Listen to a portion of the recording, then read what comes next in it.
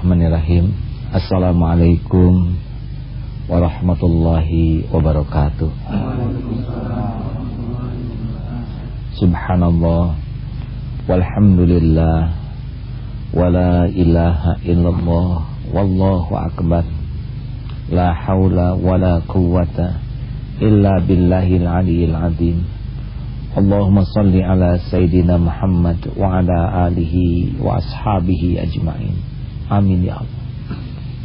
Tiada Tuhan selain Allah yang menciptakan kita, yang mengurus diri kita, yang maha tahu apapun yang terjadi pada diri kita, maha tahu segala kebutuhan kita, maha tahu apa yang terbaik bagi kita. Allah menyuruh kita berdoa bukan karena Allah tidak tahu.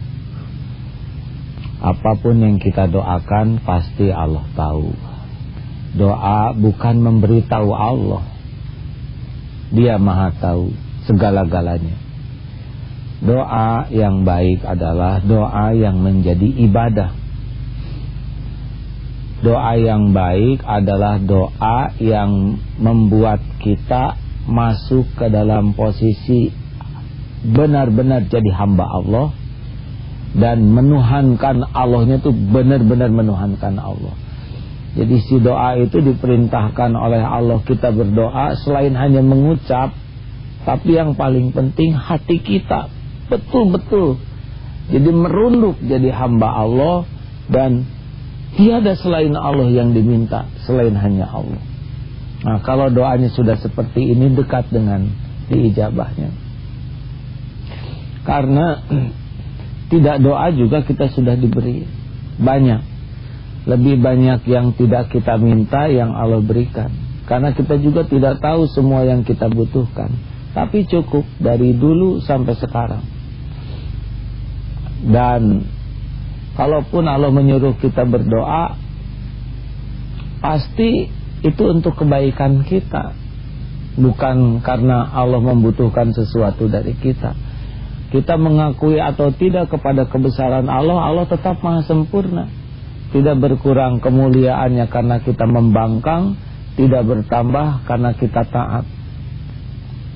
Doa itu adalah doa itu senjata bagi orang yang beriman. Dan disebut doa itu mukhul ibadah, saripatinya ibadah. Jadi seorang yang doanya ingin mustajab, jangan ragu terhadap janji Allah, ud'uni astajib lakum. Berdoalah kepadaku, pasti akan kukabulkan. Kalau Allah sudah janji, itu pasti terjadi. Jadi kita nggak usah ragu tentang jaminan dari Allah. Yang kita ragukan justru ini doa merubah diri kita atau tidak. Karena doa yang diijabah itu yang benar-benar doa hamba kepada Allah Tuhan. Nah, coba kita lihat, la haula wala quwwata illa billahil aliyil azim. Tiada daya, tiada upaya kecuali dengan kekuatan dari Allah yang maha agung. Kita benar-benar hamba yang enggak berdaya di hadapan Allah tuh enggak ada apa-apanya. Dan Allah lah satu-satunya yang kuasa perkasa. Ini udah benar nih. Kalau doanya dengan begini, hati merunduk. Yang kedua, ciri hamba itu tidak punya apa-apa. Kita ini miskin, papa lahir nggak punya apa-apa, mati nggak bawa apa-apa. Semua yang ada cuman titipan aja sebentar. Ini tubuh bukan milik kita. Kalau ini milik kita ya jangan tua lah, nggak bisa. Semuanya ini genggaman Allah. Kalau kita berhasil dengan doa, ngaku bahwa saya tuh nggak punya apa-apa, cuma Engkau ya Allah yang memiliki, menguasai, Engkau yang maha kaya. Tiada selain Allah. Itu jadi doa yang bagus. Yang ketiga, kita ini bodoh. Seorang hamba benar-benar nggak ngerti kita ini. Coba 5 menit ke depan apa yang akan terjadi? Tidak tahu. Dalam hidup ini kita nyaris nggak tahu. Walaupun kita rapat mengadakan perencanaan, tapi kita tidak pernah tahu detail apa yang bakal terjadi. Hidup ini lebih banyak yang kita duga, yang tidak kita duga yang terjadi. Tidak terduga, nyaris kita tidak tahu rezeki kita di mana, makan apa nanti, bahaya apa. Benar-benar bodoh kita tuh, kita tidak tahu bagaimana ini kuku bisa jadi, dari mana, bahannya apa. Ini aja nggak ngerti. Ini udara kenapa ada nggak ngerti, bodoh. Ketika kita mengakui bodoh di hadapan Allah dan mengakui hanya Allah yang maha tahu segalanya, itu saat doa jadi mustajab. Kita ini tersesat, nggak tahu gimana nih hidup yang benar tuh, tapi Allah yang menunjuki. Tidak ada yang paling tahu jalan terbaik selain pencipta kita. Ngaku. Dan kita ini kotor, kita membuat dosa, mata, telinga, semua dosa. Dan ketika kita ngaku saya ini orang kotor, hina, hanya Allah yang maha suci, la ilaha illa anta subhanaka inni kuntu minaz zalimin. Tiada Tuhan selain Engkau ya Allah, maha suci Engkau, saya ini orang yang zalim. Berumbruk. Jadi tuh, insya Allah itulah saat doa mustajab, ketika kita betul jadi hamba Allah yang menuhankan Allah dengan tauhid yang benar, la ilaha illallah.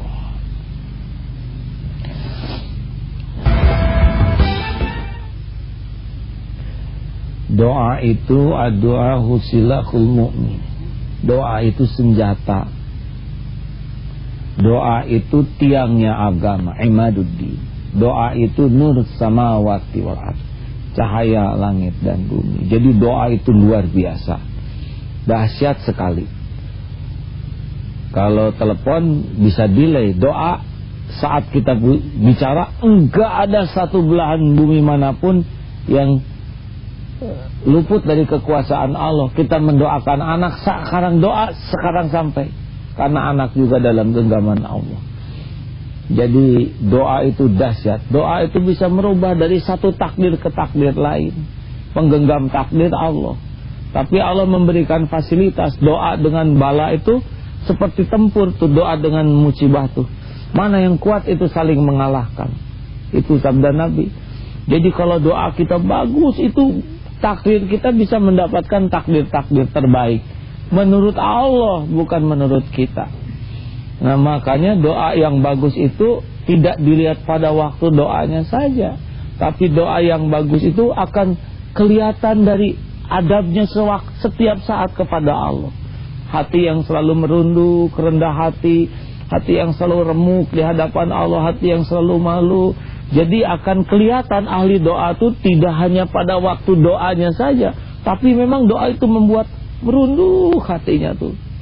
Wah, kalau jumpa dengan orang seperti ini, kita minta didoakan, karena doanya bisa menjadi bagian takdir baik akan datang kepada kita, insya Allah. Silakan. Assalamualaikum warahmatullahi wabarakatuh. Waalaikumsalam warahmatullahi wabarakatuh. Saya mau tanya, bagaimana dengan orang yang tidak pernah berdoa, tidak pernah ibadah, tapi menurut perasaan saya selalu dikabulkan doanya, sedangkan kita yang sudah maksimal doa seperti belum dikasih. Itu gimana? Baik. Jadi banyak yang tidak berdoa dikasih oleh Allah, ya harta duniawi dikasih. Tapi apa artinya dikasih dunia kalau nggak dikasih iman? Tidak ada apa-apanya, dunia itu paling bisa memperbudak. Kita doa, kenapa belum dikasih? Pasti dikasih, tapi bentuknya harus yang cocok dengan apa yang Allah terbaik menurut Allah untuk kita. Nggak ada yang lebih sayang kepada kita selain pencipta kita. Anak minta granat, orang tua sayang, malah dikasih apem, ya tidak cocok. Minta granat datang apem, karena Allah tahu, orang tua tahu granat ini menghancurkan dirinya. Jadi misalkan Pak Hari minta apa ke Allah, itu pasti didengar, nggak ada satupun yang tidak terdengar. Lah nggak minta juga dicukupi. Tapi kenapa nih saya ingin A yang datang B? Lah Allah tahu bahayanya A. Tapi kenapa saya udah minta nggak dikabul-kabul? Permintaan itu jadi penggugur dosa. Atau ditunda, enggak lah sekarang saya ini hutang, kok lu tidak lunas saja. Karena Allah maha tahu nih sepanjang punya hutang. Kalau udah mau ditagih, waduh ke Allahnya tuh memelas, merintih. Tapi sekalinya dilunasin, enggak ada lagi memelas kepada Allah. Ya udahlah, jadi hutang terus. Harusnya waktu hutang memelas, lunas hutang, lebih memelas syukur. Seperti Rasulullah kan ibadah tahajud sampai bengkak kaki karena syukur. Jadi begitu Pak. Jangan, kenapa nih permintaan saya telat dikabulnya? Itu terbalik. Tidak mungkin ada telat bagi Allah. Ya, semuanya sempurna. Kalau kita merasa yang kita minta telat datangnya, bukan telat datangnya pertolongan Allah, tapi telatnya kita ngabdi ke Allah. Sholat telat tidak, taubat telat tidak, sedekah telat tidak, ikhlas telat tidak, tahajud telat tidak. Kenapa jadi nunggu-nunggu dari Allah yang maha baik, yang pasti sempurna waktunya? Justru pengabdian kita yang telat kepada Allah. Dan ingat ya, bahwa pemberian Allah yang paling bagus itu bukan dalam bentuk duniawi. Pemberian Allah yang terbaik itu dalam bentuk keyakinan ke Allah. Jadi kalau kita minta apa tapi dikasih sebaliknya, tapi hati jadi yakin, itu lebih berharga dari yang kita inginkan. Hati yakin tambah oleh Allah istiqomah, udah dapat. Jadi kalau orang dikasih iman yang teguh, keyakinan yang kokoh, bersih, lalu perbuatannya istiqomah, udah dapat itu. Dunia nggak ada apa-apanya lah, cuman bergilir aja sebentar, ngaku-ngaku. Gitu ya. Nah, sekarang ada yang nanya, kenapa nggak diijabah? Jangan nanya tentang janji Allah, udah pasti. Tanya tentang diri, halal tidak nih? Jangan-jangan nangis, makanan haram, pakaian haram. Ada yang sholatnya nangis di rumah, tahajud nggak dikabul, ternyata mau kena masjid, dibawa ke rumah, dipakai. Itu kopea, coba lihat namanya siapa, Samsul, kan namanya Harry, berarti punya orang. Atau kita masuk ke kamar mandi, punya teman, nggak bilang-bilang, pakai pasta gigi, pakai shampoo, pakai sabun, nempel di sekujur tubuh kita yang bukan hak kita. Itu penghalang juga tuh. Nah, lihat, karena yang haram-haram inilah yang akan menghalangi. Dan kalau doa harus benar-benar hati kita tuh bulat utuh, bahwa memang satu-satunya yang bisa menolong itu hanya Allah. Jadi jangan sampai mulut minta ke Allah tapi hati ke makhluk. Ya Allah tolong, tapi ngarap-ngarap ke makhluk-makhluk, padahal makhluk kan cuma jalan dari Allah, bukan sumber tapi jalan. Sumber cuma satu, Allah. Nah makanya kalau kita minta ke Allah, kita bisa minta ke orang, maaf ya saya pinjam uang untuk bayar sekolah anak. Mulut bisa mengatakan, tapi hati nggak boleh ngarap-ngarap. Hati Allah. Kalau rezeki saya di sini, balikan hatinya. Kalau enggak apa-apa. Ini enggak, itu enggak apa-apa, masih banyak jalan yang lain. Enggak boleh kita jadi putus asa. Kalau kita sakit hati, berarti kita berharap kepada Dia. Kalau kita gelisah, berarti kita berharap kepada selain Allah. Nah kalau doanya ke Allah, berarti dalam kesehariannya juga mantap tuh. Makanya kalau jualan juga, ya wirid saja. Nanti kalau rezekinya udah nawar nggak jadi, pindah ke sebelah jadi, nggak apa-apa. Memang rezeki sebelah, ke kita mah rezeki nawar aja barusan. Ya, udah ada pahalanya kalau jujur. Makanya orang tuh jangan suka ngatur semuanya pengen sesuai dengan keinginan kita. Kita mah niat lurus, sempurnakan ibadah, sempurnakan ikhtiar, dan bersih tawakal. Sok doanya juga sempurna. Tapi dah nggak harus yang kita minta terjadi sesuai dengan keinginan. Yang penting terjadi apa yang terbaik menurut Allah.